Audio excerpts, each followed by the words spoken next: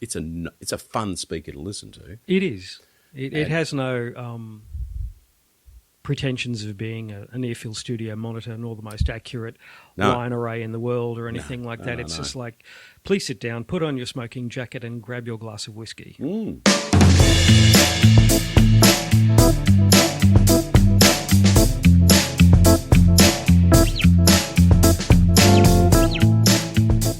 Hello, welcome to Not an Audiophile, the podcast. This is episode 12. I'm Andrew Hutchison, and today I'm speaking with David Carazza. David currently assists in many ways at the Audio Tailor, which is a near neighbour of Not an Audiophile studio, so handy. But that's really not the reason we've got him in. It's due to his incredible background and wide-ranging knowledge of all things music and hi-fi. So today we're discussing new products, new releases, the industry, opinion, what have you, and we're going to cover it all.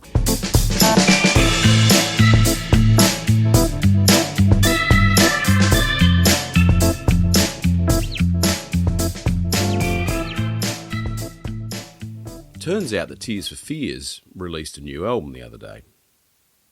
And it's a live album, largely, 4 new studio tracks and a bunch of live tracks, which I didn't take too much notice of, except it was shot in Tennessee in this quarry, which is actually not a quarry anymore, it's a proper venue, but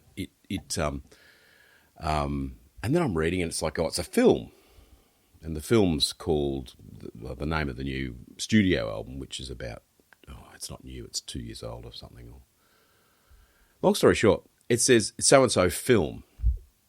I'm like, a film.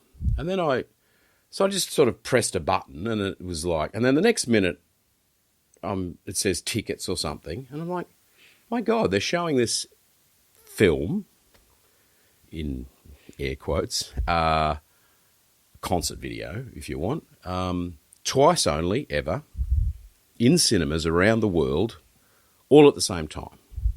Okay. And one of them, we missed one, which was either Thursday or Friday night, and the other one was Saturday afternoon. And it was Saturday morning. So I went, okay, where? Surely not in Brisbane, right? Because nothing happens in Brisbane. Holy shit, there's like 8 cinemas. One was at Cooperoo. How very odd. Yes. So I don't really know what this is. I mean, and you will explain because you know about these things. But this is they've made a film of the concert. It's not really a film. It's not a feature. Well, it is a feature film. It goes for, two and something hours. But it was on in a few hours' time, which is why I left early last week, because I went to a Tears for Fears live cinema experience, or whatever you call it. And was it worth it? Well, it was interesting, because I thought it would be interesting from the point of view, who's going to go? How has this been publicised? Will anyone be there other than me? Because really, if it wasn't for Sharon playing the new live album and me actually going, that actually sounds pretty good. Nice interpretations, not studio replicas, but at the same time sounding good and a good, they're fairly talented musicians, as is the band that they had collected. And long story short, it was interesting. So the people that were there are all of a particular age. Surprise, surprise. The kiddies aren't much into Tears for Fears. And they were all fans. Yeah, I guess that's the people that know, the super fans. And so I'm not a super fan, but I have a respect for them. And it was actually pretty good. But here's the reason why I bring it up. It was a live concert, in a theatre, in a cinema, in one of those tiny cinemas with, 30 seats, sort of wider than they are deep, and this is how cinemas are built now, I guess. Lots of little cinemas for I guess a broad range of audiences, and the reality is that I guess 500 people don't come at a time anymore unless it's for a Marvel comic thing or something. So not anymore, but anyway, that's another story. Oh, well, is that done, is it? Oh, the MCU is over. It's over? Pretty much. Oh, dear. I could rant on for hours about the Well, I'll finish this boring story because go ahead. This comes back to something to do with audio other than the music. beautifully made film, beautifully shot, great performance, sound was good. But I'm sitting there and it starts, and I'd been at a live concert a few days before, and I guess I still had that in my head. And of course, it's very flat, two-dimensional, kind of sizzly and a bit brash sounding, as a cinema system can be, I guess. And a bit light on the bass. And but I'm enjoying it, and I'm thinking, Sharon, who came with me, may or may not be impressed by this. She's not as big a fan of the band, etc. And but she seemed happy enough. And but I caught myself some time later. So I wasn't impressed with the sound initially, but it wasn't hurting my ears, so to speak. But an hour later, I'm like, this sounds great. This is really good. Bass was suddenly more... I noticed it was suddenly more extended. It was full, it was rich, it was fast. The top end had sweetened right up. It was beautifully balanced. So what the hell happened? There's no way... Two things happened, that the mix changed dramatically. Why would it? It's not a live mix, right? Correct. It was preordained. That's right. Second thing, the technician wasn't at the cinema re-EQing the system or playing with something or installing new speakers. Would they even care for a small audience? No, like that? but not that it was terrible. But it did sound like an affordable cinema system at the start. And then an hour later, it dawned on me. I wasn't thinking about the sound. I was in the concert. It was good enough that I was... The same as a film, you'd be drawn into the film. And then I noticed the sound was really good and much to my taste. So I'll just leave that there because I don't have an explanation. Although a previous guest, David Spargo, has strong opinions on this sort of... Well, he has... It's perceptual this and perceptual that, but in this case, it feels like the ear-brain interface, I like to call it, which is perhaps a terrible term, had adjusted itself to what I would like to hear.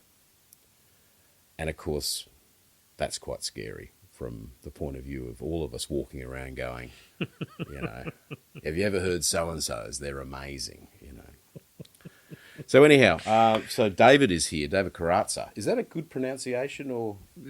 Absolutely brilliant, thank you. Cool. David is listening to me prattle on, but he's about to prattle on. So David has a long history in audio of all kinds, which we may or may not cover at some point.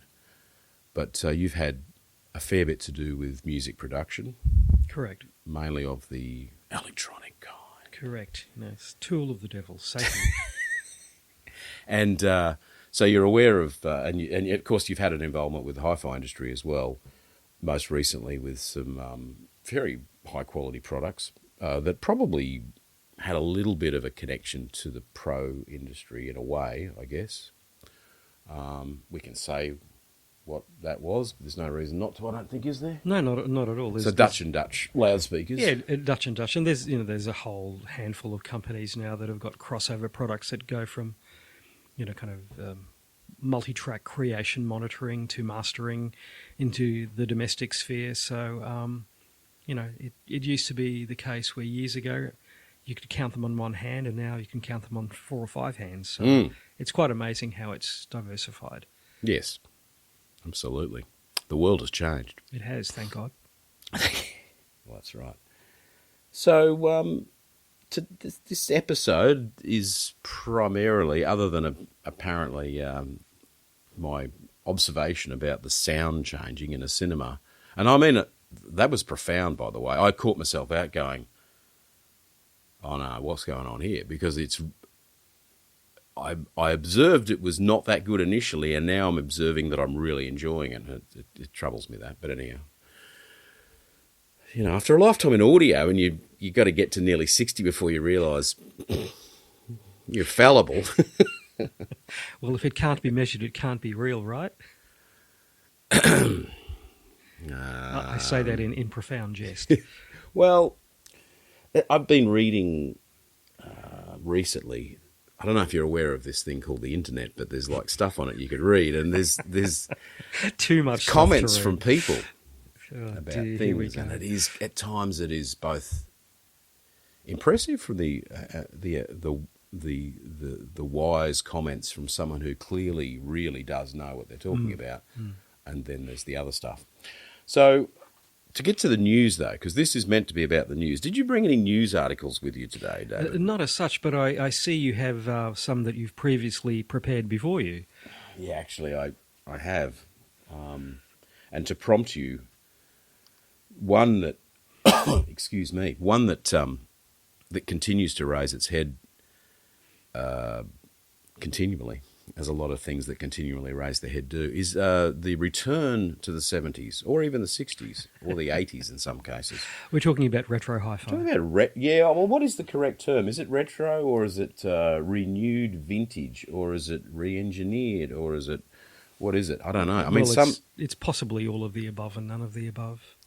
I think it's an interesting thing to follow, because a lot of this stuff is primarily aesthetic.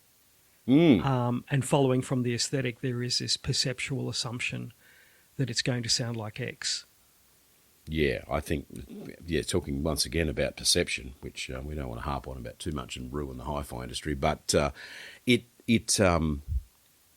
there is a bit of that, isn't there? So if it looks like something from the 70s, and you were around in the 70s, or at least maybe you've heard vintage equipment from the 70s, do you then, similar to my cinema experience, do you think you hear a little bit of the 70s? Oh, without question, I've lost count of the amount of times I've been in hi-fi stores, so-called, with vintage gear, and people of varying ages. I'm not just talking middle-aged folk who are pining for their youth.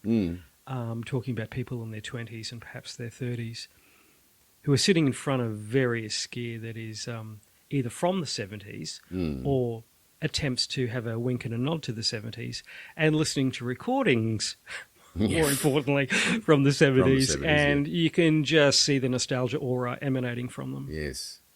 Which is no bad thing, though, It's is it? not a bad thing. I'm not judging. I'm simply saying that that's the thing. Yeah, it's, I mean, I kind of like it, but it's almost on a per sample basis. There are revisions of the past that are really lovely, not just homages to the past, but are really pitch perfect as far as the look. I mean, if anything, they're probably better made in some ways. Certainly the standards of fit and finish are probably going to be higher just because of the tools we have available now. But, I mean, I remember, when was it? Was it earlier this year or earlier last year? I've forgotten. But whenever the new A1 musical fidelity came out, it was released at Munich. Oh, it'd be the one before. I was genuinely excited because it just looked... And you've got one. Yeah, I should mention David does work nearby at a retail store that may run an ad sometime through this broadcast. But I believe you have one over there. Correct. What do you think? I think it looks magical. It looks beautiful. It's wildly understated aesthetically, and it does not draw visual attention to itself, unlike some American testicular power amps that I will not mention. Which don't even release retro versions. They just have always looked the same, you mean? Well, I don't know. If you're opening a Jules Verne novel and you're needing an illustration, perhaps they'd be suitable. I don't know. I will not mention names, far be it from me. You mean the slightly steampunky looking ones? I'm not going to say a word. However, the A1 looks gorgeous because it's extraordinarily pared down and minimal. But more importantly, it's one of those so-called retro devices that actually sounds, to my ears, extremely good. I've not heard it yet. I mean, I've heard the original ones on a regular basis because I have to repair them.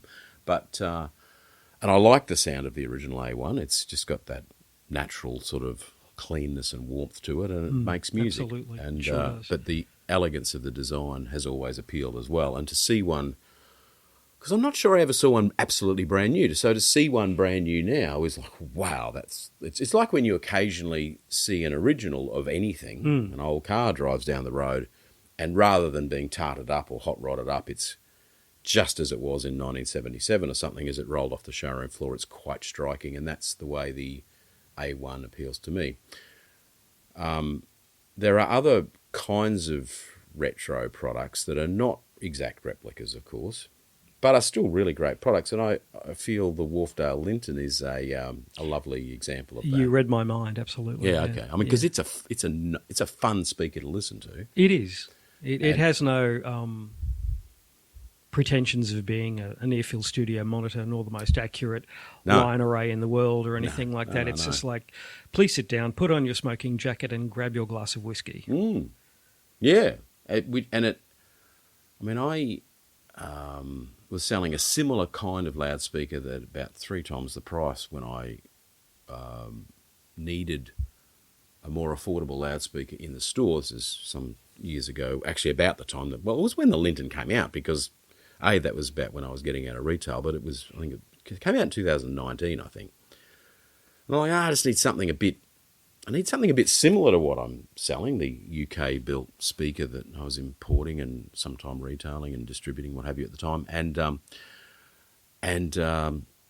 I just need something at a lower price point for those that don't want to spend $7,000, right, on this kind of speaker. And so I thought I'd get a pair in and try it. And it was bloody embarrassing because it was so, well, frankly, almost more fun to listen to. And that's the thing. Like you said, not as accurate perhaps and not as correct in some ways, but fun in the way a lot of speakers in the 70s and the 80s were. They made music. Absolutely. And I like it for that.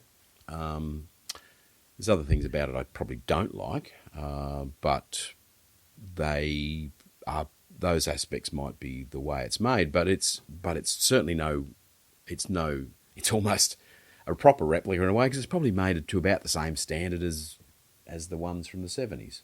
Adequate, in the sense that it's a simple box, simple components, probably got a slightly better bass unit in it maybe than the originals might have had, because, well, maybe not in the case of Wharfedale, but a lot of companies were using pressed steel frames back then, and this I'm pretty sure has an aluminium cast frame. But and I see there's a new version of it. The super version. Yes. Above and beyond. Which then raises the thought, or, okay, so the Linton as it was kind of perfect, I thought, really. Pitch perfect, well priced, included the stands, you could put records in it, it was fun to listen to. That's why millions have been sold, maybe not millions, but it's clearly tens of thousands of pairs. And then you have a super version. Correct. Will you be getting the super version into your store? Gentle listener, we have them in our store now. Oh, do you really? Yeah, indeed. We unboxed them yesterday. There was a global embargo until, I don't know, a few hours ago, and we unboxed them and we've just started playing it, so it's just burning in. But what are your thoughts? Well, kind of cut from the same cloth, although a couple of new drivers. Yeah. Sonically, it's somewhat similar. It's a bit more refined, but I hasten to say anything because I haven't really burnt them in and haven't really sat down and had a long listen to them. But, they will appeal to the same customer. But it's an interesting thing corporately what they've done. They've gone up a couple of grand in the price. Oh, has it gone up that much? Oh, yeah. It's a little over 5K. Oh, is it really? Yeah, okay, yeah. That's interesting. Okay. So the original Linton, I believe, is still in existence. But the Super Linton is kind of like taking the mantle of the top dog, so to speak. Okay. That's or I wasn't aware that it was I mean, I must admit, the article I saw where it was mentioned probably only had a US price or something, and I didn't really do the mental arithmetic on the exchange rate, etc. So okay, interesting, and I mean, and quite coincidental that. I mean, I guess you've had them ordered for a while or something. I mean, we can only, like you say, you can only talk about it today. Right. Yeah. There's all the politics in the industry about disclosure at certain times, etc. But that's in the automotive industry and the camera industry. Virtually every consumer object that purports to be desirable and acquirable. It's already been around for We a always while. have this, kind of like a index finger up to our lips going, shush, shush, you're not allowed to talk about this secret squirrel business. It's a beautifully constructed ethos. Well, you guys have done a reasonable job of it because I didn't know it existed until yesterday, and that was See? just perusing the internet. So the other one that's perhaps less secret squirrel What's that? is the Quad 303-33 combo, which I do remember where I saw it, and that was Munich this year. What were your thoughts? I thought it looked like a piece of shit, and What matter of shit would you be talking about, and why? Well, I have a suspicion, having said that the reason why it's been not spoken about since Munich much until I think it was released this week as well, and bizarrely, of course, by the same company, so we should talk about some other company. We should. Yeah. But is it looked really crappy, fit and finish wise. It was. I don't think it was plugged in, so maybe they hadn't,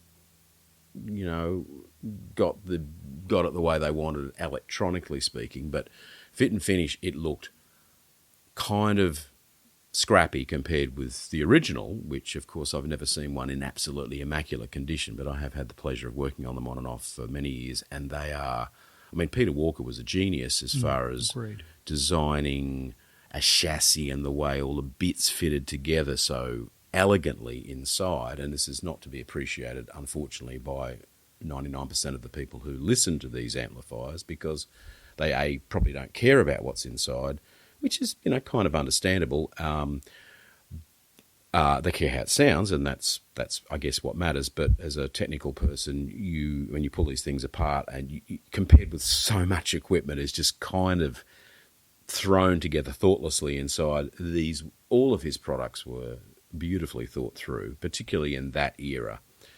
So I suspect, well, from the outside, I could see straight away it kind of had a few exposed screws, the gaps were not right, and then, of course, it had this ridiculous display for the tone control. Yes, I've seen images of it, and it just looks a little interestingly. Yeah, I'm pretty sure those displays did not exist in 1970, whatever, when that amplifier was originally conjured up, and so that enters a different realm of this retro era of reinvention of earlier products, which I don't like, because there's no way. Because that amplifier sounded a particular way because of the way it was designed and the topology internally, and I'm pretty sure the new one, as much as it purports to be similar, is not in a couple of fundamental ways. And one way is that it obviously has a microprocessor in it, in the preamp.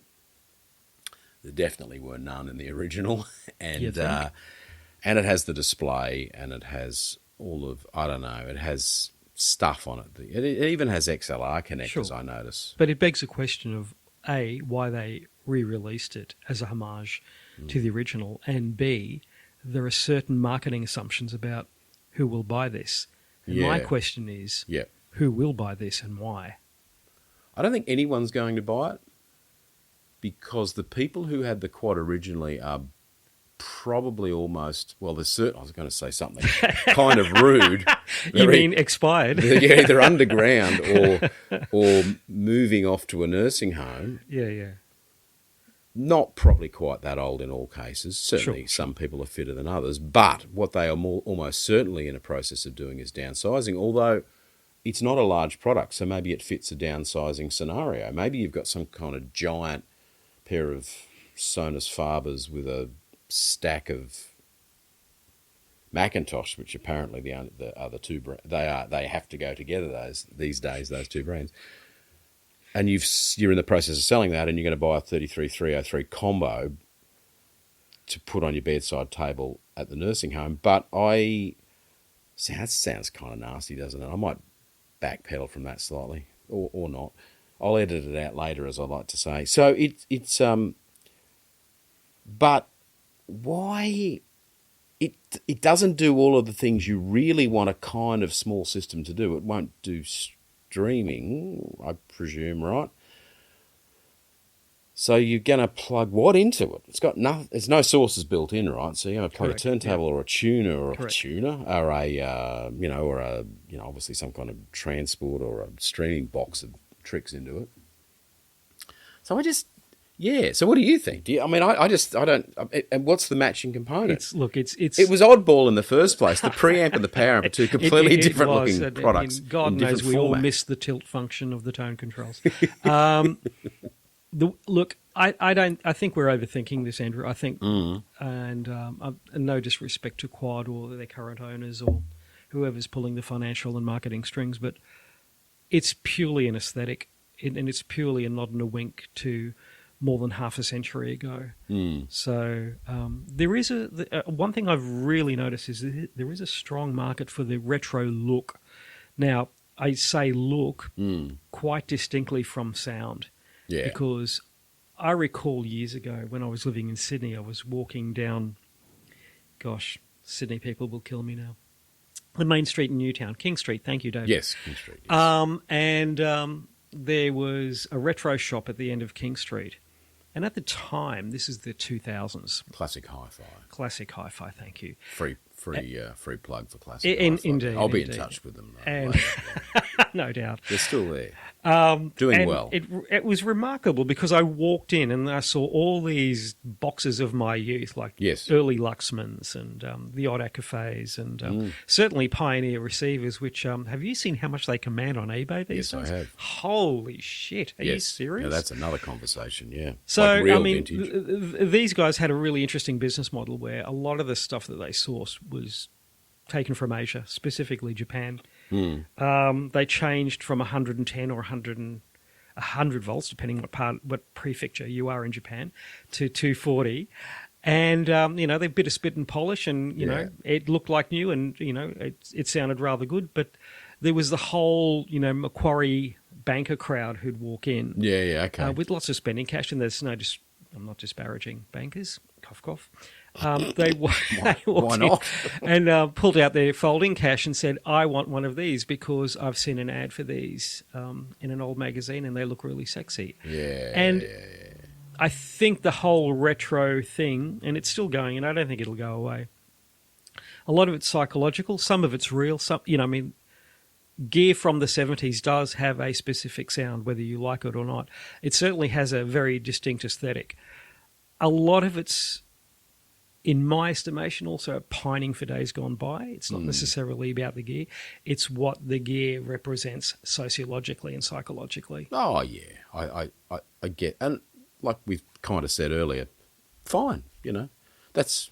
I'm not judging. I'm just simply saying that that's why people buy this stuff. People talk a lot about, the sound. But, I mean, I wonder sometimes whether the sound of the 70s was the sound of the 70s gear now that it's 50 years old. Because it's kind of worn out. You don't say. Certainly in the case of loudspeakers, my God, you don't want an old 80s, 70s or 80s pair of speakers. They're shagged. They just are.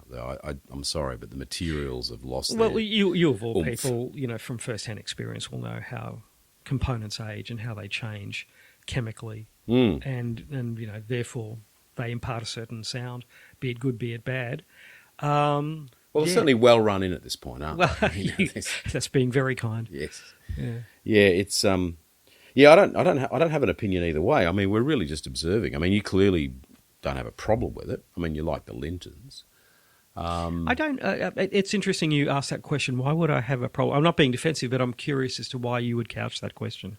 There's no reason to have a problem with them, except that is it a waste of energy that we are re-engineering past products rather than moving forward and trying to do something like, say, Dutch and Dutch did, where they had a clean sheet of paper, from what I understand, and just sort of let's build the best possible loudspeaker based on all of the R&D that everyone has done before. So we're going to take everyone's ideas, we're going to have a good look at it, and we're going to sort of have a focused idea of what we want to achieve based on all of this R&D, do our own on top of that, and create a thoroughly modern loudspeaker.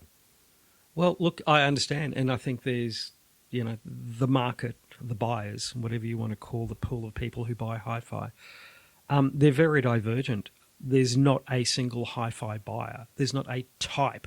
You could probably subcategorize them, in a very generalized sense.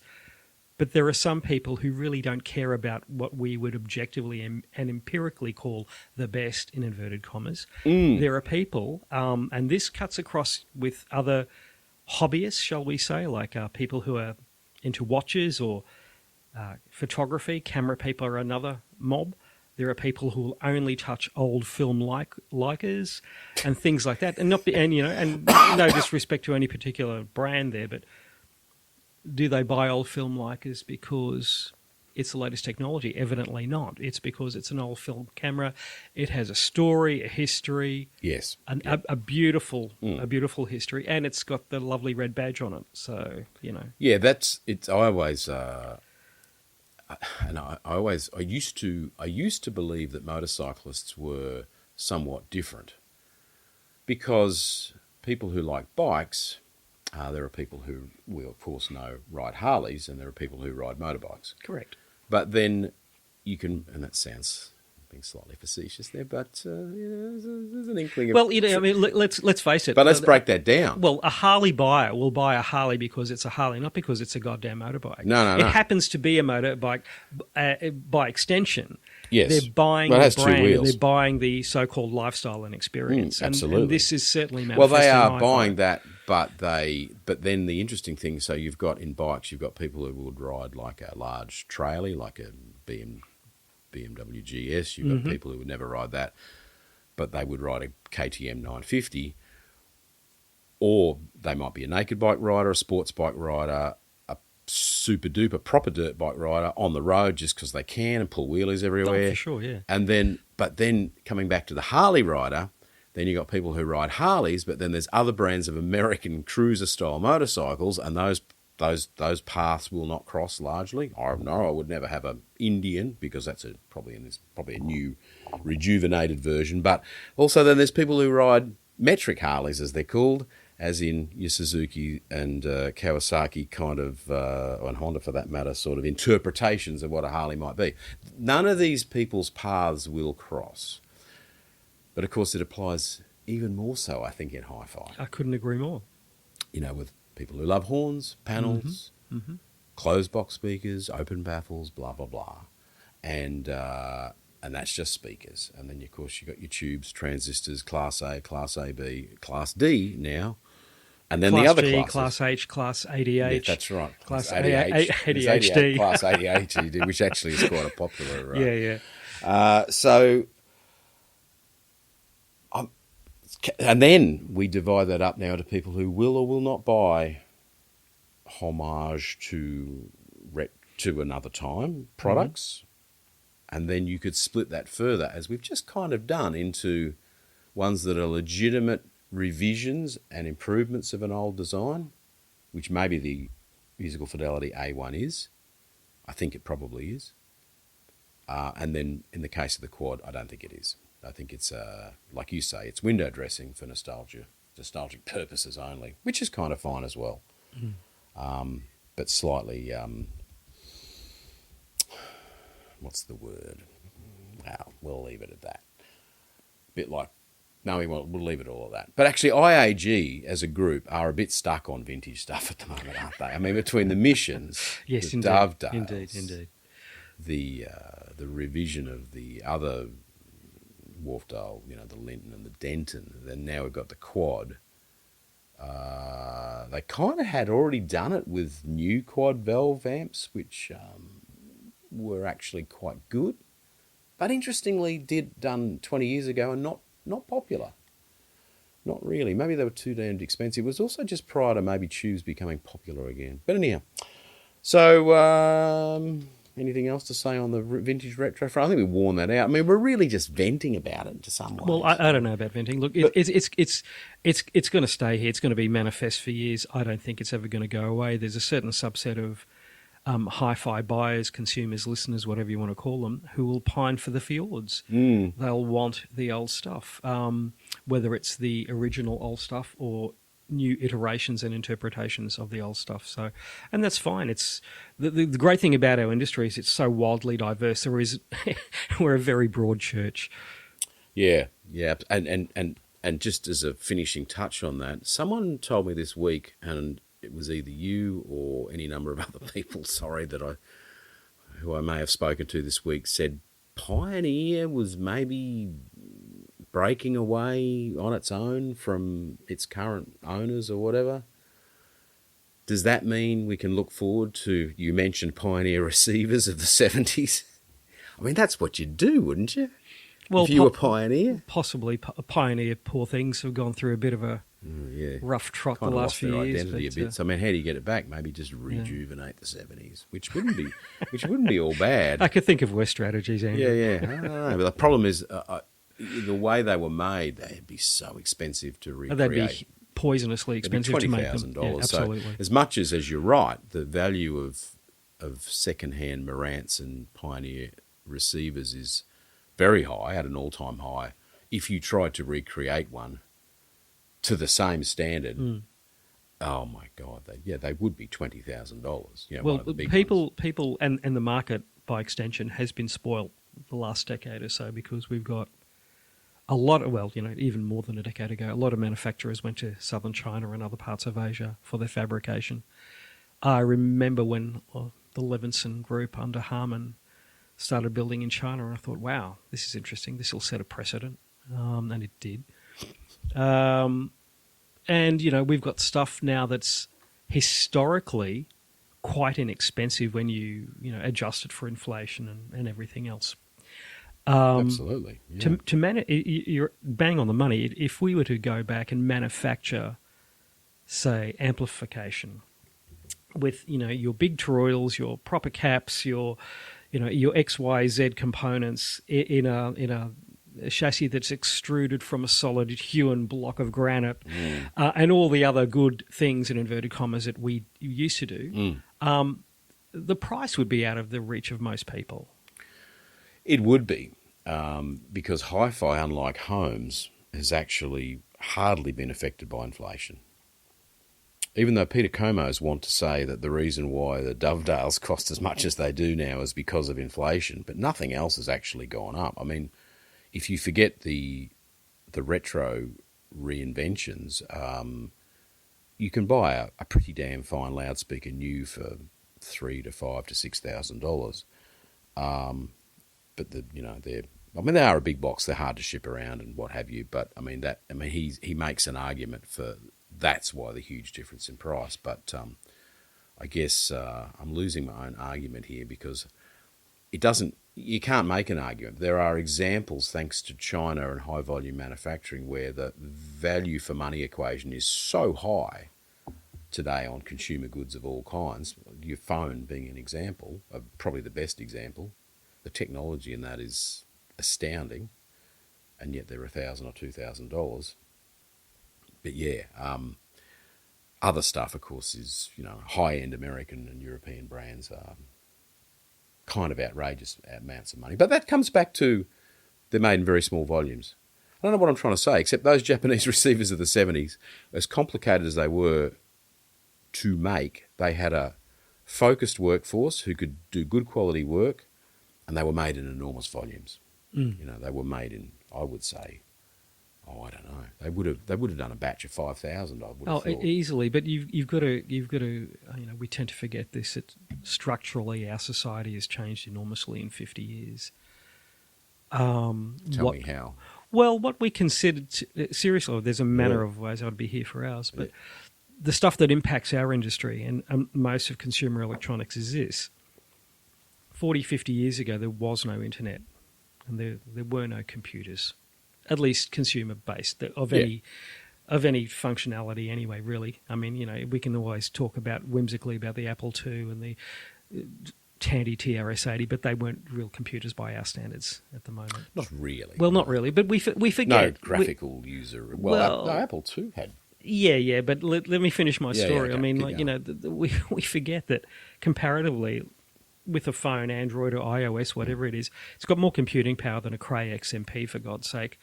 And that I find absolutely astonishing. I really find that astonishing. There's no technical arena that I can think of that has this totally exponential increase Yeah. in power. There's simply nothing. Getting back to my thesis about how we've changed is that back in the 70s and 80s, well, music was really a binding force for a lot of people, Yeah. not just young people, but certainly young people. One of the rites of passage of a lot of young people was, oh, I've got this artist, or I love this band, and oh, do you love that band too? We're part of this secret club, and Yes. we love band X, and we don't love band Y, And we're not telling anyone and about all it. that jazz. So it was as much as an identity branding as anything else. And because there wasn't, people playing Minecraft for 20 hours a time on your Steam account globally with 300 other friends trying to kill you, that stuff, music was far more centric. It was far more... Oh, yeah. Well, simpler times. Full stop. Simpler times, but there was far less distraction, but music actually... this is my position, and I could be persuaded to be wrong, but I think music had far more relevance to people's lives, certainly 30, 40 years ago, than it does now.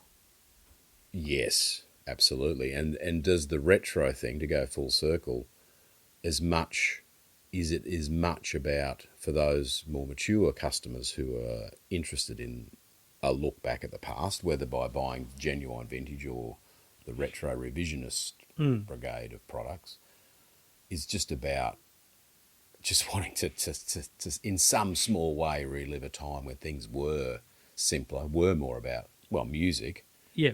And just less distraction, I guess. And I mean, there was really, and I've said to people forever, why is HiFi not as big a deal as it was? And of course, HiFi is a bigger deal than it was in the preceding 20 odd years. But in the preceding 20 odd years, I would say,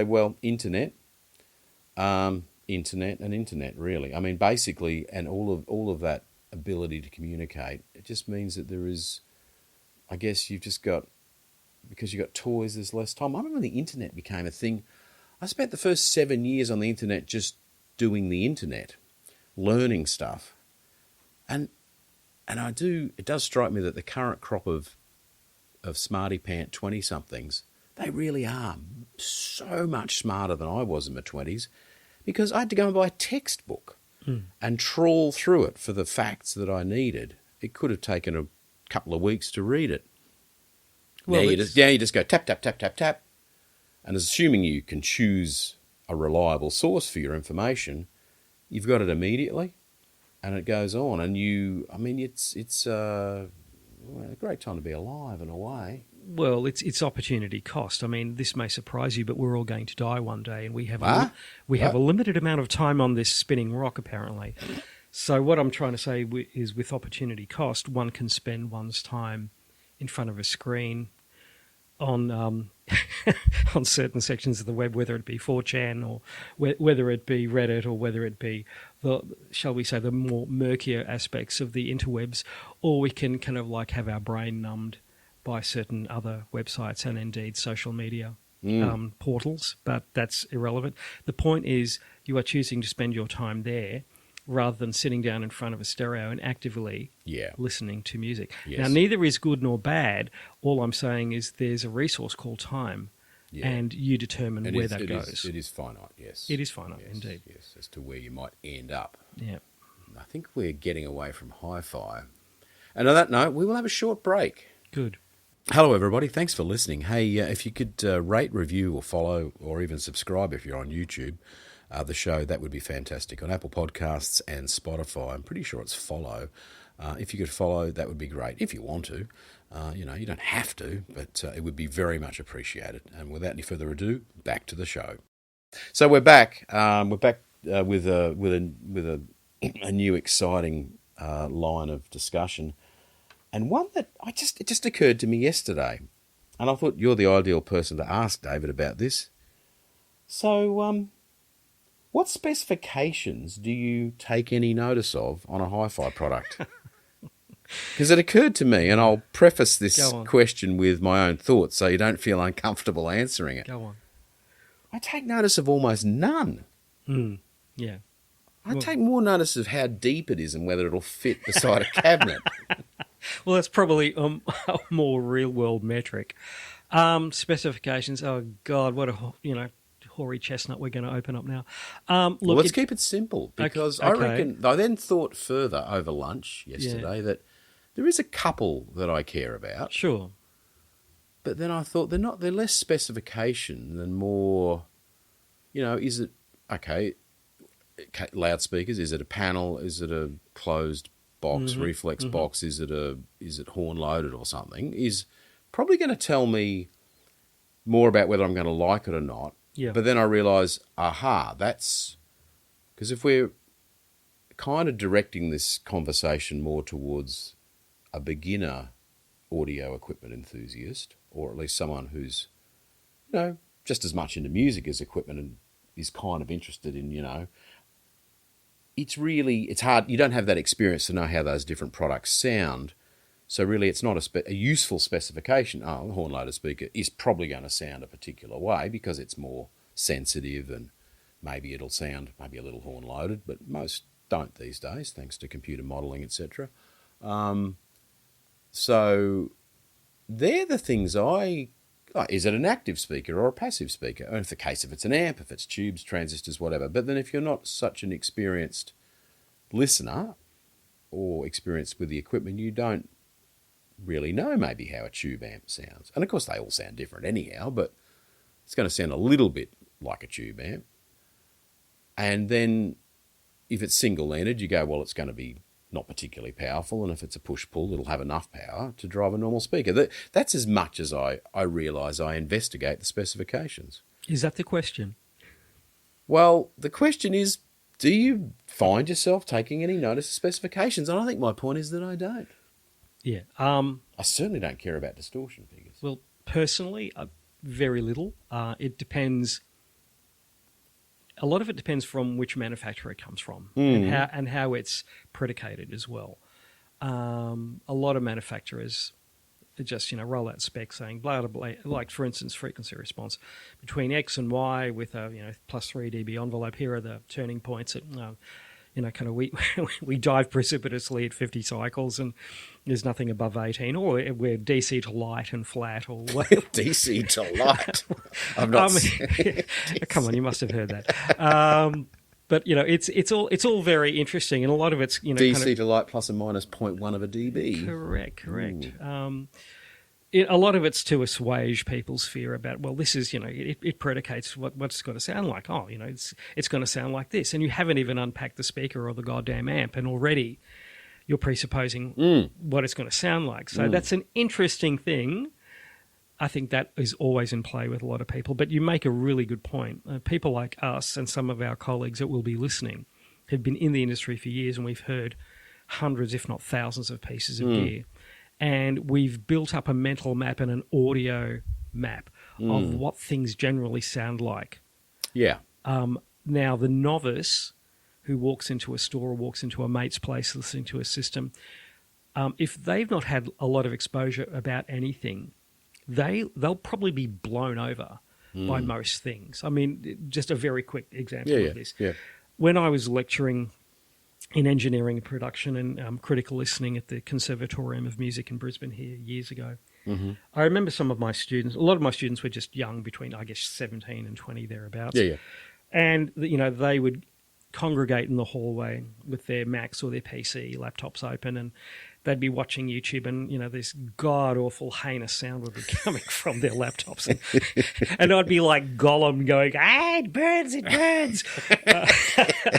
and I'd just kind of roll my eyes, and we'd all walk in, and I'd deliver the lecture, and I noticed this after about 5 or 6 times. I'm thinking, I've never seen these people actually listen to, obviously, because they're not dragging speakers around, but even talk about good 2-channel audio. Yeah. And I asked them during one lecture, I said, how many people have a stereo system at home? And I think about 3 hands went up in the entire hall.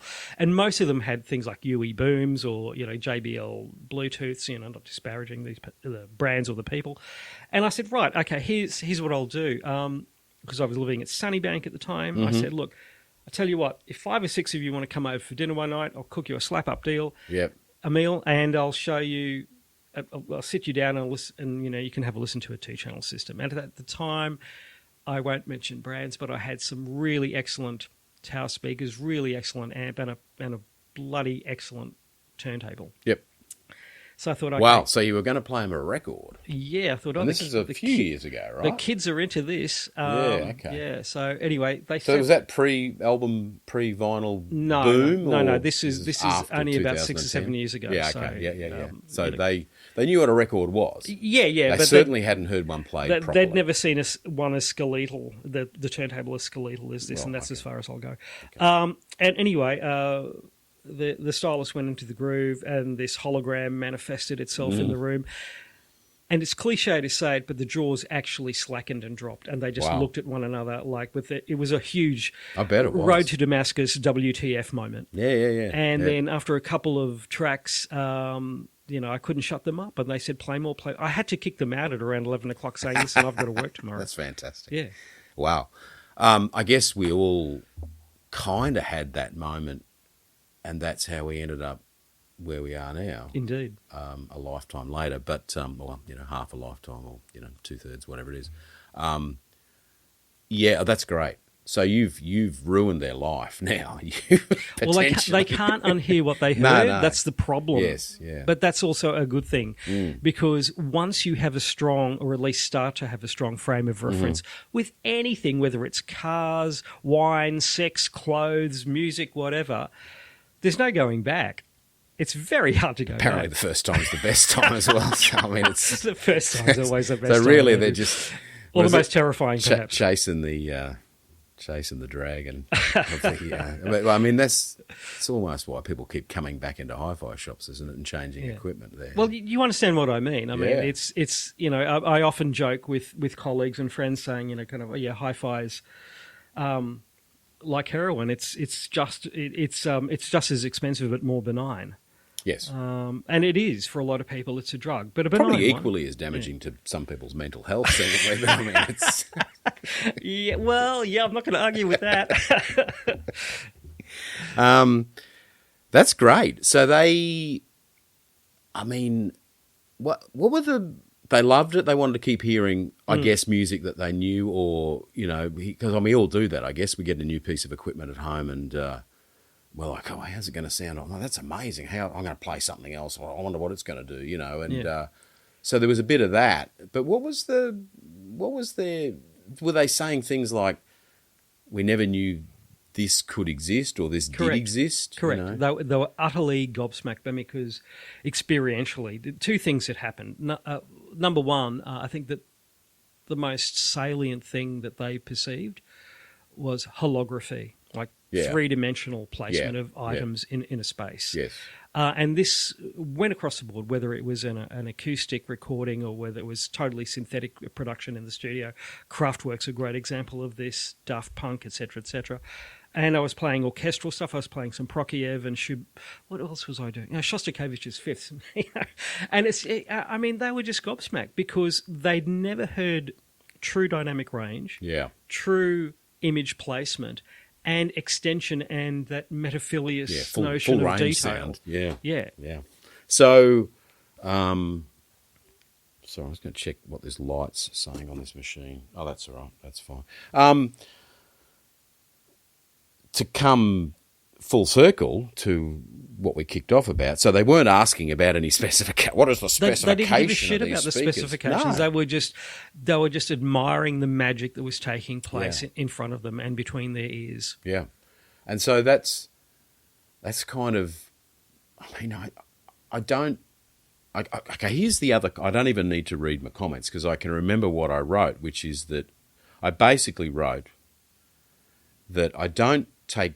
Or maybe I should read it. I don't take any notice of specifications when it comes to listening to equipment.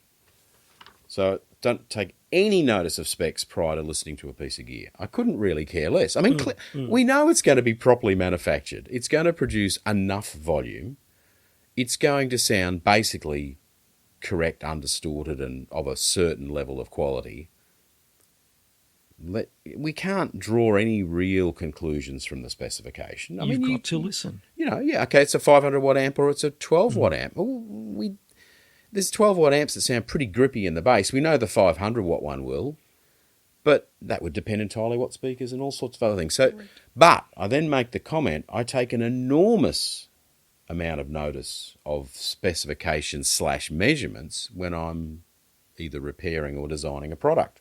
Less so repairing, because we're really just trying to put back what the original designer had already created, and we're not really redeveloping it. But in the case of developing a loudspeaker, the measurements are you can't progress without measurements. You can, ultimately it's the decisions are made based on how enjoyable it is to listen to, but to get there, you need measurement. But when it comes to choosing hi-fi, and I will assume a scenario where you can listen to it, not make decisions over the internet, which is, of course, fine for those who wish to do things that way, but is ultimately coloured by more of a desire to save a small amount of money, or perhaps because you live somewhere not handy to a hi-fi store. So those are not reasons.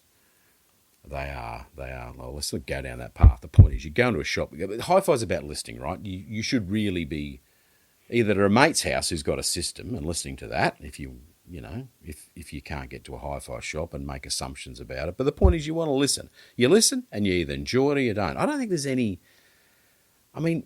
you don't... If you're a beginner, you don't know what camp you fall into yet. You don't know whether you're a Harley rider or a BMW rider. So start somewhere. Can I make a point there? Yeah. This is crucial, and it's something that a lot of people they misunderstand, or they don't understand this correctly.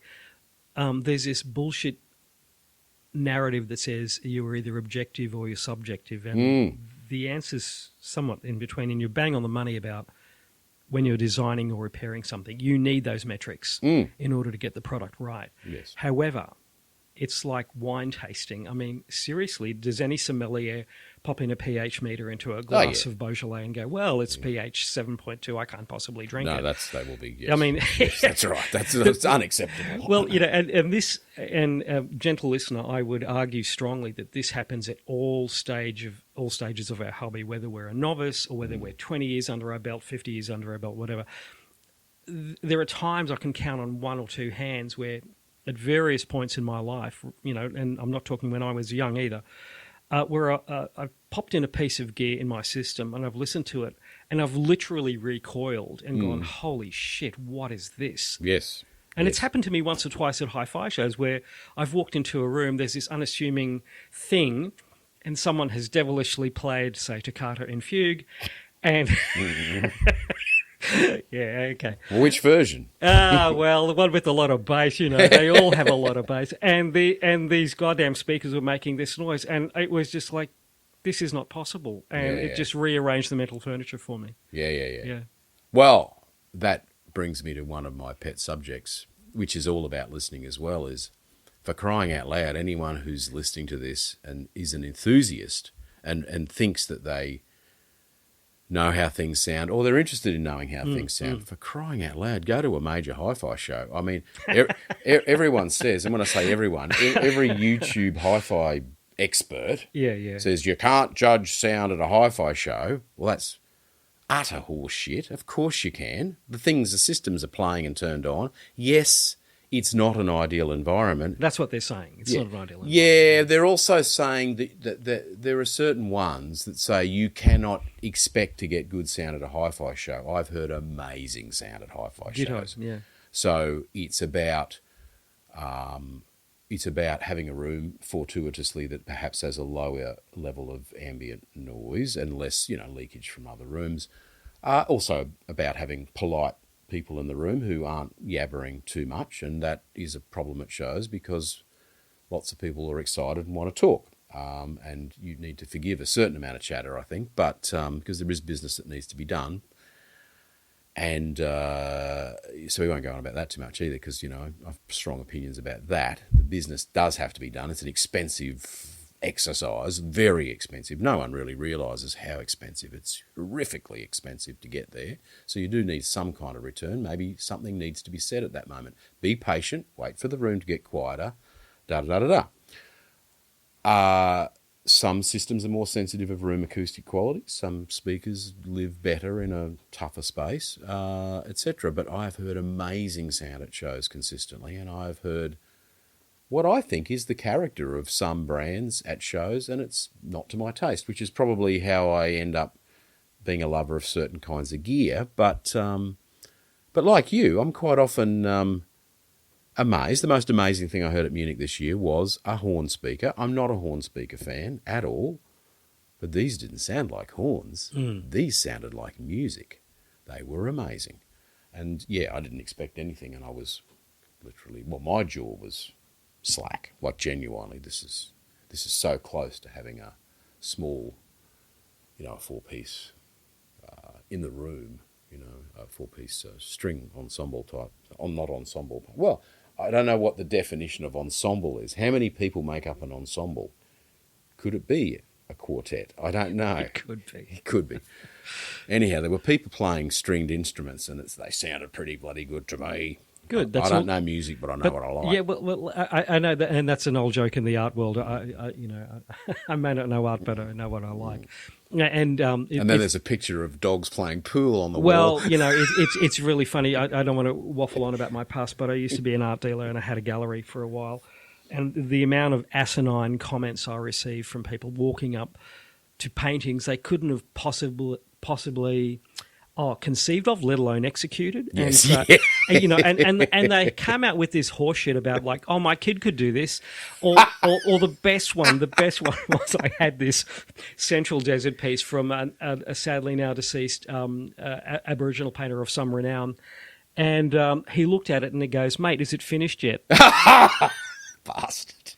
So I just thought that was funny, but I remember going to what was it, Mona in Manhattan years ago, and I was in front of a Mondrian, and I just thought, gosh, this is the first time I've seen a Mondrian, and gosh, it's really beautiful. Yeah. Because photographic reproductions on the web or in print can't really reproduce the glory of art up front. And there was this guy from Nebraska, or God knows where he was from, and he was there with his wife and his kids, and I swear to God, I'm not making this up. He was oblivious to the fact that I was by the side there, and he goes, "Oh my God, you could do that, Timmy!" And he said it, and I just rolled my eyes and walked off. I'm thinking, what the fuck, Probably the only bit of fancy art that I've seen that I'm pretty sure I can do is some of the stuff in Tate Modern in London. Okay, here we go. You know the ones I'm referring to. Oh, I know. You mean you could arrange a bunch of bricks on the floor? No. I can paint. I can roll out a canvas in white. Yeah. I can roll that out. I can even hang it on the wall. Yeah. I could definitely do that. Yeah, it's we're going down a very slippery path about what conceptual art is since the 1950s. But we could spend 5 podcasts on that. But our listeners will go to sleep. Yeah. Yes, because I think there's supposed to be some mention of music or hi-fi equipment. Indeed. I'm with you on the where you insert a piece of equipment in your system and you go, wow, and you re-listen to your whole music collection, which if you've got Tidal, could take a while. But we'll get to that in a sec. So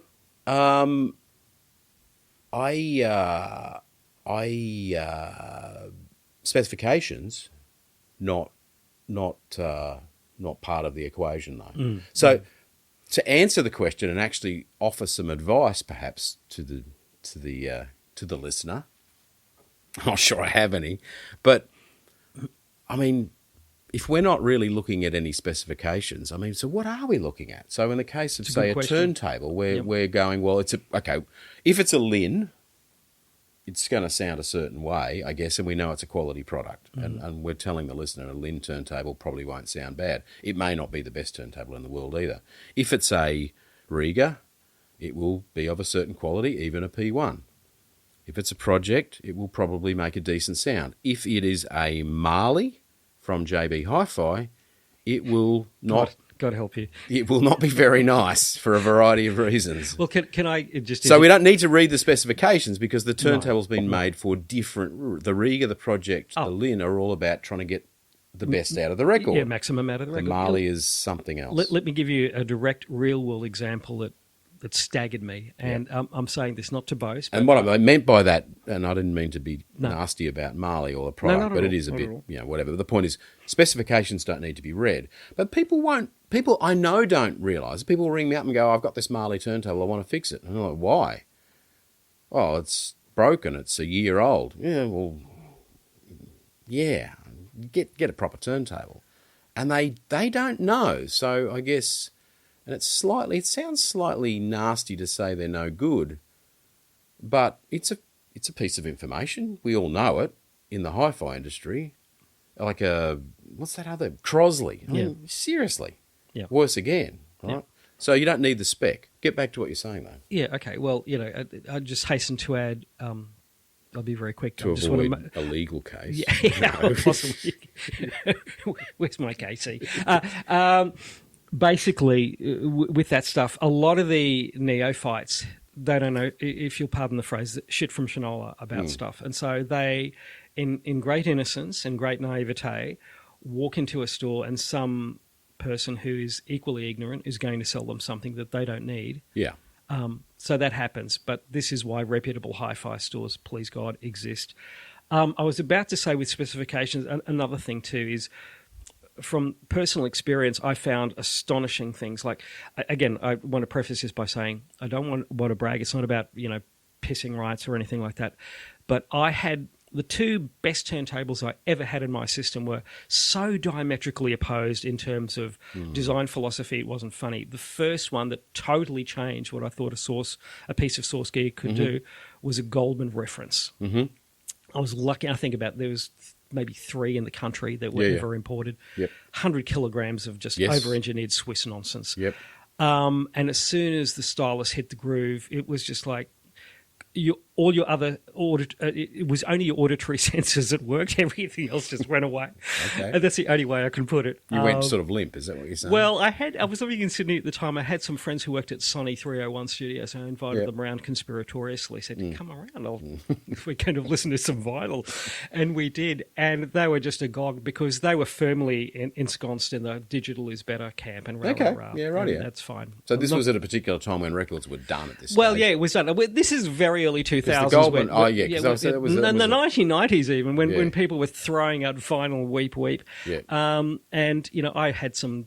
Well, they were. They were throwing out vinyl. Literally, by the people truckload, they would just put it in the bin. Because it wasn't worth anything. No, it wasn't. But, what really changed my perception of how good vinyl could sound was this goddamn 100-kilogram piece of Swiss engineering. Yep. Fast forward... a few years back, I sadly and stupidly sold a Goldman, but, you can't move around Australia lugging around 100-kilogram turntable. Yep. All that jazz. So I bought a Riga P10 with their factory-fitted moving coil. Mm-hmm. And it, too, was stupendously good, way beyond that its price tag would seem to suggest. Absolutely, yeah. And here we have two tremendously different turntables. One more than 10 times the cost of the other, and one more than 10 times the weight. Well, let's say 100 times the weight. I would say the P10 weighs. Well, if you took the platter off, you could. Bugger all, that weighs nothing. A kilogram or whatever it was. Seriously. So and this, from a purely empirical point of view, does your head in, because you think, hang on. You're thinking, this manufacturer X has employed this design philosophy to achieve outcome Y.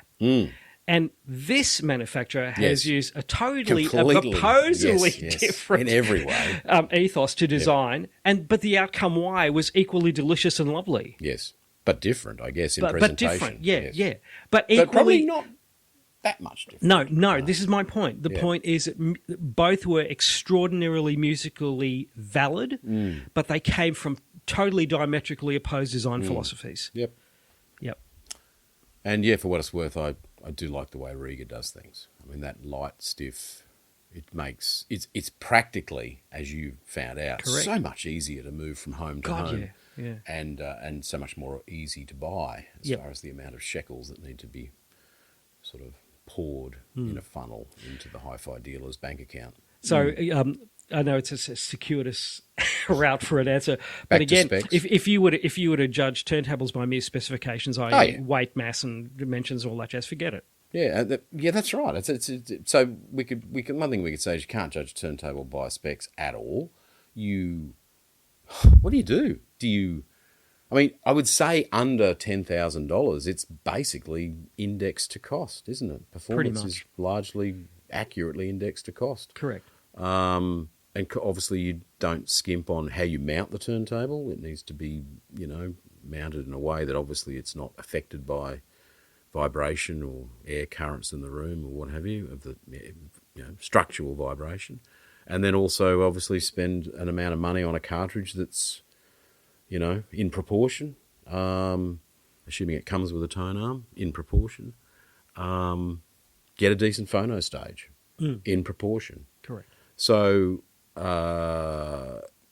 amplifiers, it gets a bit more complicated. But, I mean, you got to buy one that's got the features you want, right? That you need to get right. If you need digital in and you need a certain complexity, it probably limits the kind of amplifier you can buy, but you could have an external DAC. But you can't get bogged down with the specs of a DAC. You have to listen to the DAC. And then there's the camp that's all DACs sound the same, which I wish that was the case.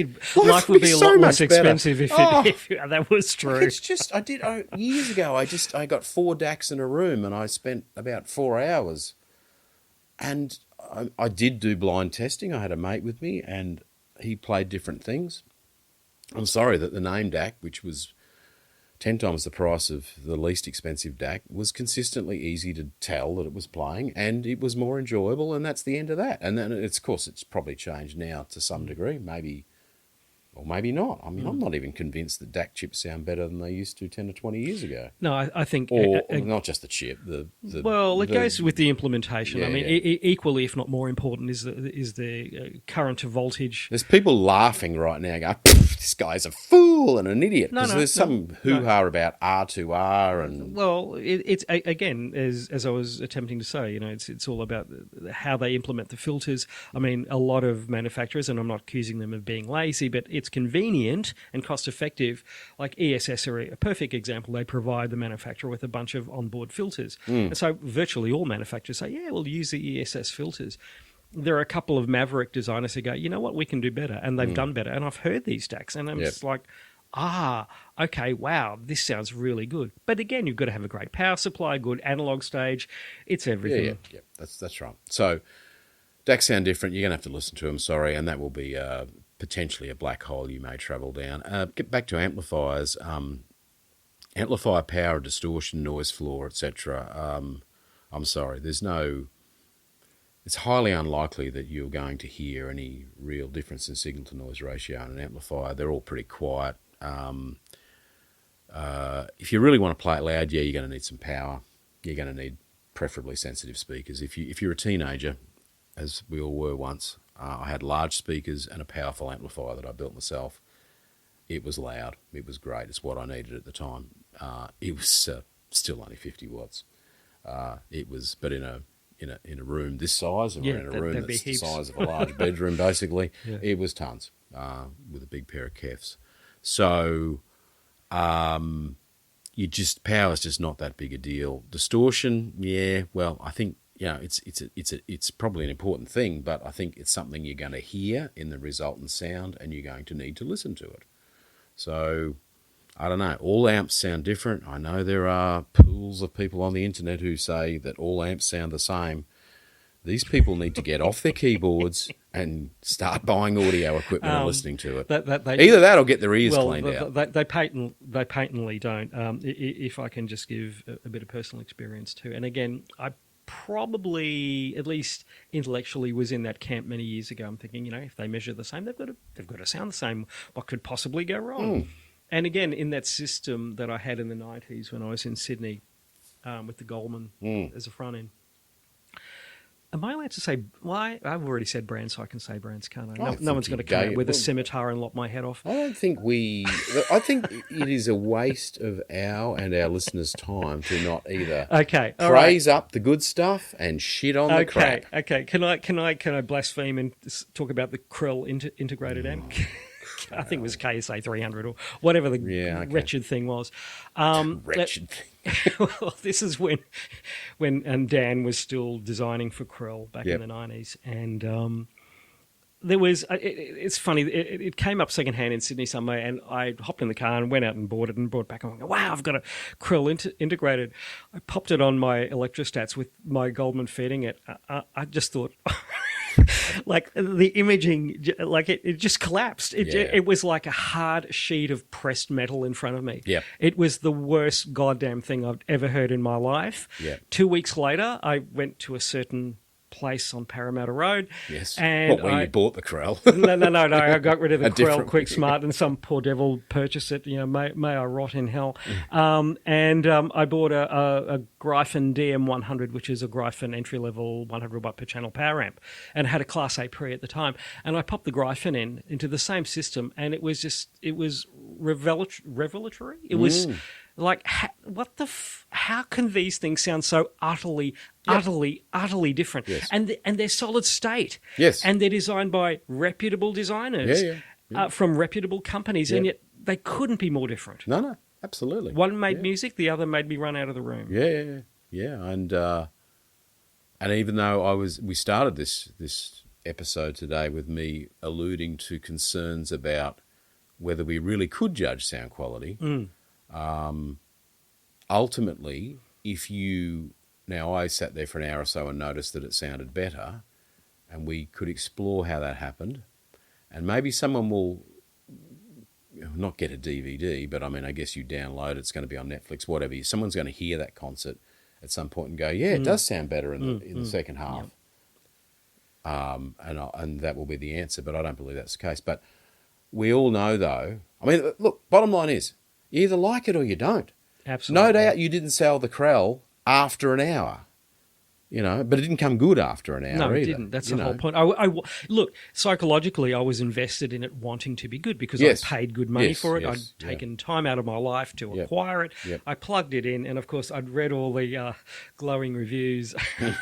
But this is before the internet. This is when we had flat dead trees with ink on it, and reading all the mags, and there it was, and it was just like wah wah. Oh yeah, we've all been there. Yeah. This brings on. I was almost going to bring the subject to reviews up today, but maybe we won't. No, but, that's another. No, that could go for hours. Episode. But and then you could say, well, is it system synergy, or is it just that amp sounds awful? And I think there is a system synergy thing there. It's a big deal. I mean, certainly. When you develop your system at home, you are searching and you're tweaking around the edges to maximise the synergy between components and I guess the acoustics of the room, and for your own and balancing that against your own tastes. But in this case, one could say it's probably not a case of taste or synergy. It just was not a great sounding amp, and I say that because no doubt you tried different things. Indeed. To get before you made the decision, I've got to get rid of this thing. And then, bizarrely, like you say, you put another amp in, and magic happened immediately. Correct. Yeah. So I think. So get back to the spec thing. Once again, this is why, folks, we're not looking at specs. And then the reason why I bring this up is because I was listening to someone else's podcast the other day, and they were crapping on about. There's a particular guy, I can't think who it is, and probably best that I don't even say who it is, but he knows who he is, and he won't be listening to this. So 0.0000001% THD versus 0.00001% THD on another component. And he's going on and on about it. I'm like, you got to be joking, right? Like, that's a mental illness at that point, isn't it? I mean, that's seriously, like, you are so... You are not any kind of authority on audio gear if you are even mentioning these numbers. These are so far below audibility as to be ridiculous. Yeah, well, look, that doesn't mean the two products don't sound different, but this is not the reason. There's an analogy, if I may make it, in the world of photography. And it's interesting how a lot of people who are into hi-fi are strangely into photography as well. And this is all about... And own motorbikes. I'm sorry? And own motorbikes. Possibly. Yes, possibly in too. many cases. And a number of other divergent all fast pursuits. Cars. However, isn't the end outcome or the end purpose of a stereo system to listen to music and enjoy the music? Is it not? Is it not a vehicle for the music? Okay. Similarly, in the photography realm... But then it has to tick some other boxes. Yeah, the gear has to look... has to appeal let me to finish the eye. analogy first. It has to fit into the room. Let me finish the analogy. Yeah, and it has to fit the wallet. True. there are people in the photography world who will, and for those of you out there listening who are into photography, you'll know the YouTubers, you'll know the bloggers, you'll know who the hell I'm talking about, will invariably do what's known as pixel peeping. They'll look at the camera sensor and go, oh, it's only 16 megabytes, or this one's, you'll need 100, or you'll need 16 bits of depth on your TIFF file and all this jazz. And all this is hubris. All this is a total intellectual distraction from the actual purpose of photography. That is to create an image that is compelling. Yes. Now, I've seen photographs that were done, I swear to God, on point-and-shoot shitty cameras with 6 megapixel sensor that I adore. I've seen stuff done pinhole camera. Sorry. Well, even it depends what aesthetic you're after. I mean, if you're doing archival stuff for museums and art galleries, you'll probably need a Phase 1 or a Fuji GFX or something with sufficient resolution for archival work. But the purpose of photography is to entice you with an image. The purpose of hi-fi is to entice you with a sound. Yes, yes. And how you get there cannot be mapped out with specifications. Bitter history has taught me that there are some things that measure really badly yet sound strangely good, and vice versa. Yeah, I agree with one, or with a slight twist or caveat, which is, I think things that that measure completely wrong, that are really bad, but fluke occasionally the right. I mean, I'm thinking mainly loudspeakers, because they're the things that tend to be really, really wrong, but you can occasionally get them in the right place at the right time on the right amp, and then they kind of work. But overall, the measurements and the reputation of a product to be room sensitive tend to coincide. That they measure somewhat poorly, and certain products, like Bose 901s have a reputation for being, some people will be saying right now, shit. No, they're actually a weirdly good speaker in some ways, and they look kind of cool, and, I kind of like them to look at. They measure weird. They're an odd speaker. They need active equalisation to even work at all. They have a reputation for being room dependent, like very much if you put them in the right space, they work. And maybe I've picked a bad example in the form of the 901, but they can sound amazing in the right place. But yeah, they measure kind of weird, and they're not. They got all sorts of weirdness about them because they are weird, and so that's why they're in that category of hard to get along with. And then there are the same could be said of Lynn Isobarics from years ago or whatever. They were hard to drive. They were relatively insensitive. Absolutely. Like a lot of isobaric speakers are, apparently. But in the right place at the right time on the right amp, wow. Oh, yeah, they were spectacular. But So there is a correlation between not measuring particularly linearly or well. And I mean, let's face it, a sensitivity figure is a number that is probably more important in a loudspeaker than, like a very low sensitivity figure is going to create a problem. 82 dB or something is definitely a problem. Indeed. And they probably weren't spec'd at that, but they may have been close to that. We might have a break. Please. And then we will wrap up. Hello, everybody. Thanks for listening. Hey, if you could rate, review, or follow, or even subscribe if you're on YouTube, the show, that would be fantastic. On Apple Podcasts and Spotify, I'm pretty sure it's follow.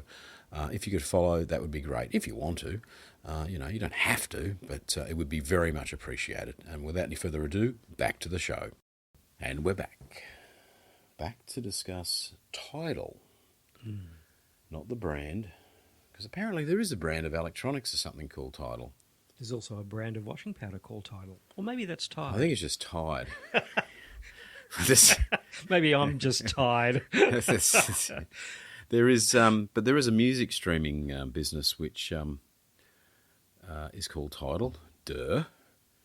And I don't know. Do you have thoughts? Apparently they're having trouble working out how to make a profit. Well, most streaming companies are, except Apple and Google, but they don't need to make a profit. No. It's interesting if you track back a decade or two, or maybe a decade, 15 years.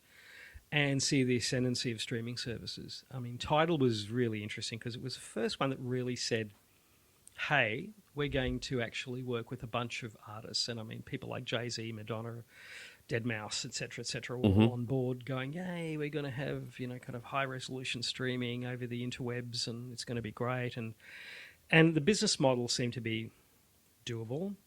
What they didn't bet on was the elephant in the room. And I'm not talking so much about Google, but I'm talking about Apple. Yeah. Because Apple, when Apple had iTunes, and it was just like, what was it, 256 kilobit ALAC or something, it was okay. It was better than MP3, but it wasn't anything to write home about. Yep. Well, as you know, a few years ago, Apple said, bugger it. For the same price, we're going to give you full lossless Yep. 44 16-bit over AirPlay, and away we go. Well, that kind of fucked up Tidal's business model to a great degree. Yep. Because Apple has a huge ecosystem out there. A lot of fans, and for what is it, $11-12 a month Aussie? Yeah. You get Apple Music and bloody blah. I mean, I was a Tidal subscriber, and I love Tidal, especially under Roon. It worked extraordinarily well. Yeah. I'm not saying it's dead, but since Jack Dorsey, ex-Twitter, bought it under his, I think his company's called Block, they're like most kind of late-stage capitalists. They're going, we really need to make a lot more money than we're making. Yeah. Let's eviscerate 10% of the workforce, which they've just done. Tidal's kind of an answer without a question for a lot of people now. I'm not saying it's done. I don't think it is. I think there's a lot of people who, not using other streaming services, will love Tidal and continue to use it. That's all very well and good. The question remains, can Tidal make a profit up against Apple and Google? And if Spotify go high res, it's probably game over for Tidal. Who knows? Yeah, I thought Spotify was going to go high res, but they haven't, have they? They've been threatening that for years. Yeah. Now. Yeah, I couldn't give a shit about Spotify. I'm an Apple user as far as the phone. I don't believe in it as far as computers, so I'm sort of got a foot in both camps. And I don't get on with iTunes, and yet many people are, obviously I interact with it because this podcast is, at least on 40-something% of occasions is being listened through Apple Podcasts, and it's a great system. I like the way it works. I'm a Tidal user and have stuck with it from the start, and I was exposed to it early on because Name, which I was involved with at the time in retail, were an early adopter, if you like, and they gave us an account. Yep. And there's two stories with that. One is that I had the account for about a year or so before I even logged in because I had all of my CDs on a hard drive. Yard Records, I guess. We were selling turntables and we were selling CD players, and I had boxes of CDs. Yep. So I just didn't feel like I needed it. And then one day someone said, "Oh, this streaming stuff, what's this? I've heard about Tidal." I goes, "Oh, actually, I've got it. Why don't I blog in and see what happens?" And what happened? Well, that was the end of that. I put the CDs upstairs on the mezzanine, put the records back in their sleeves, except for the one that I used to use for demo, and I haven't used anything other than Tidal ever since to listen to music, basically, because it's great.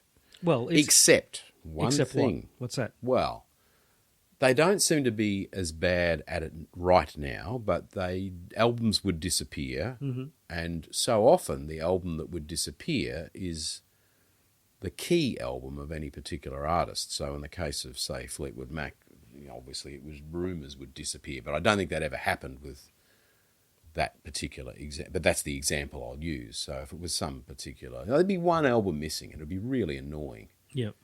That seems to have been.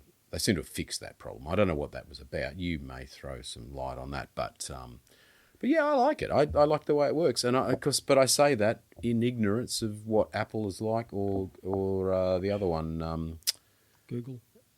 Yeah, I don't know anything about that at all. Well, the thing. Look. Well, how's Google work for music? Well, Please explain. Please explain. Badly in my estimation. Look, I'm not a fan of the whole Google ecosystem, but I don't want to go down that political rabbit hole. Let's leave that for another time. But the point is, just from a purely economic point of view, Tidal can't compete with Apple, and certainly not Apple, and probably not Spotify. That said, I was a Tidal user for many years, and I love Tidal. I think it's probably the best streaming platform in the sense that the audio is really good. Its algorithms for suggesting new and like-minded stuff is very, very good too. Beautiful interface, probably the best interface out there. I think so. But I don't know because what's the other? Not Geezer. Yeah, Cobuzz. Cobuzz. Yeah. Where did I get Geezer from? It's for geezers, mate. No, there used to be. There used to be one that sounded like Geezer. Deezer. Yeah, there's all these aborted but platforms. Deezer's gone, right? Yeah, well, most of them have. Most of them have. So how? Okay, so what streaming platforms are left? So you got Spotify, Apple, Tidal, Google, but I don't know what that is. Yeah, just Google Music. Google Music, yeah okay. All but right. I don't think Google. Some listeners may waggle their finger at me. I don't think it's a serious contender to. In the hi-fi realm, but again, poor old Tidal. As much as I'm kind of there, standing on the stadium, rooting for them in the American sense of rooting for them. Yes. I'm thinking, yay, Tidal, go Tidal. They made some. What's the euphemism? Some missteps, shall we say, with the adoption of MQA, and then the sudden we don't want MQA anymore. No. So that's gone. Well, it's kind of gone. Is it gone away? Let's see which venture capital mob have bought them this week. I don't know, and quite frankly, I don't care. It was kind of an answer without a question. Yes. So we're going to lay bets on the future of Tidal. It sounds like you're saying 50-50. I think it is 50-50. I'm not a gambling person or betting man, whatever you want to say, but. Look, I am a realist, and I think Apple have just got so much momentum with Apple Music. And I know, kind of non-Apple users, like yourself with phones. Half Apple users. Well, half Apple users, but, people with iPhones and iPads and, you can play Apple Music on a PC. It's not as if it's, platform dependent. It's platform agnostic, actually. It's just, it works. It works really well. It's typical Apple. It's straightforward. It doesn't cost much software. And it just works. And when you've got the capital reserves of Apple, and you look at the capital reserves of Tidal, and, Jack Dorsey's not exactly a fool, and if he's going to hemorrhage money for the next year or two, he'll just pull the plug. Yeah, okay. Yeah, well, that's a shame, I think. But that's the world, See, things change, and I love the idea that one day Facebook won't exist, but it's, but it won't. At some point it will be gone. Well, I actually got out of Facebook, when was it? Back in 2011 when it was on its ascendancy and people were frothing at the mouth about it. And I was one of these, with strange people who actually read end-user licensing agreements. Hang on. For a lot of people, it's like religious. What? Well, a lot of people, end-user license agreement are like religious texts, and I won't mention religious texts, but, they kind of scroll to the end and go, yeah, I accept that.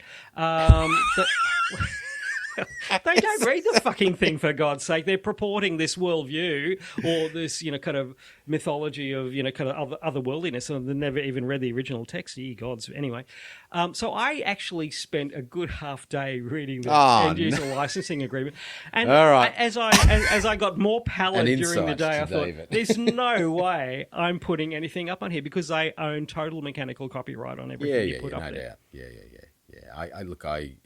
Those agreements. Do I want to use the product or not? Yes, I do. I will have to. You have a choice.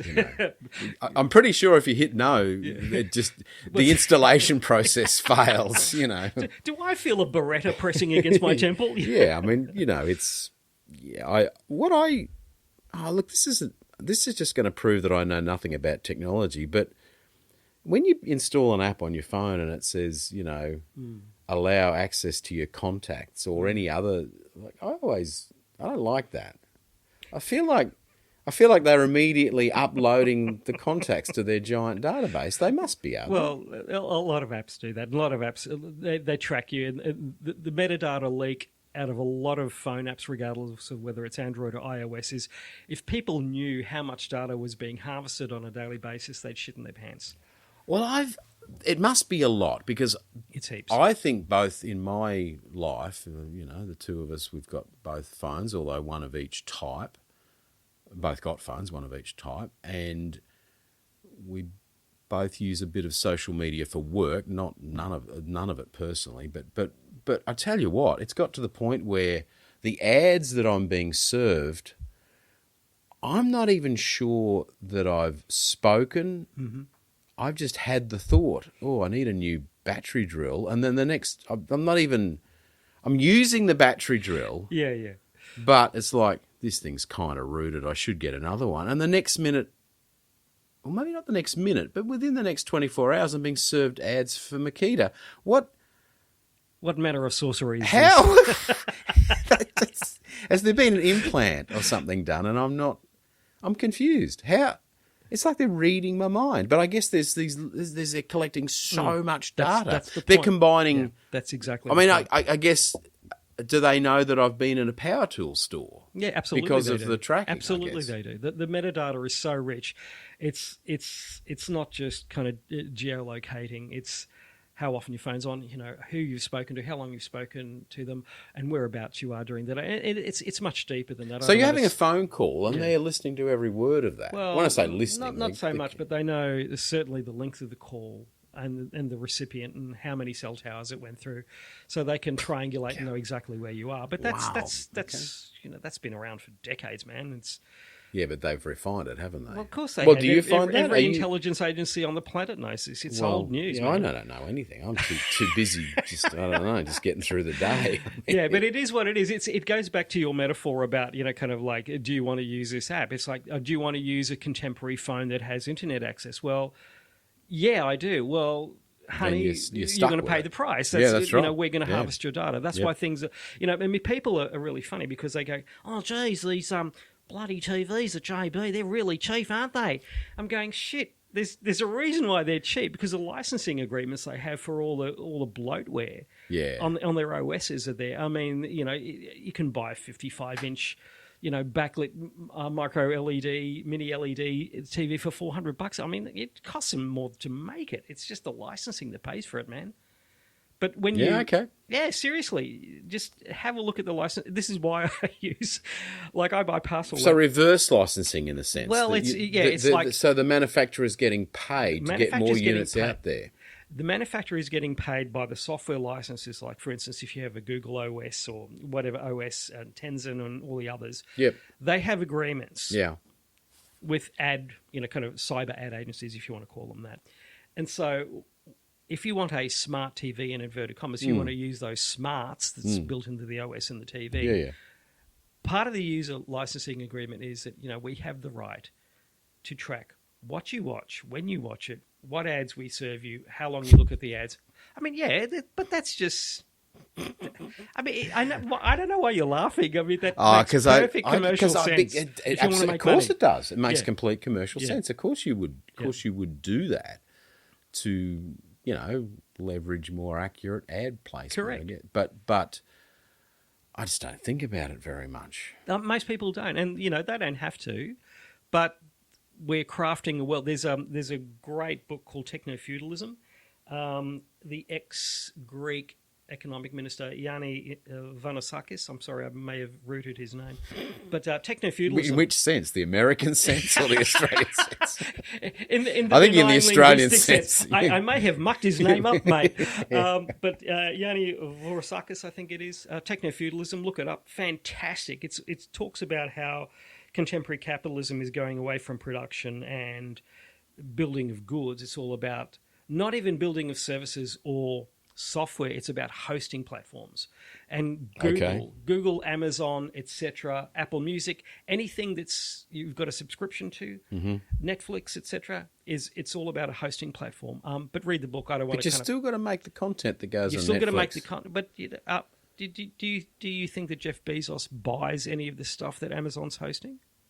The answer is no. I would, no, you have to pay for the privilege to be on Amazon. And Amazon take a cut. Thank you very much. I'm aware of that only from the point of view that, back in the day, if you were producing a TV show or something, that you would pay to have it aired on, on Channel 10. Well, it's a similar thing.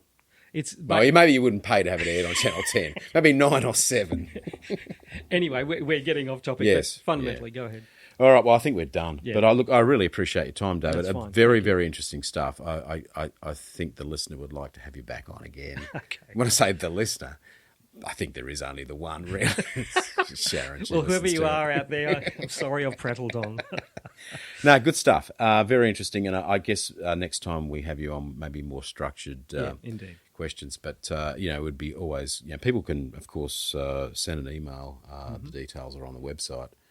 The website is notanaudiophile.com.au, and but you go to YouTube and we're there, and you can make comments. Well, I think it would be great if the gentle listeners, plural, I hope, would There's actually quite a lot of listeners. Good, that's Yes. great. That's good. Hundreds. Very, very heartening. Judging by our data mining. But if there are topics that you'd like us to discuss, we'd welcome that for sure. Yeah, absolutely. That'd be great. Yeah, because we have no imagination. All right. Thanks again. And thank you, listeners. And we'll be back. We'll be back very soon. Thank you again. Bye.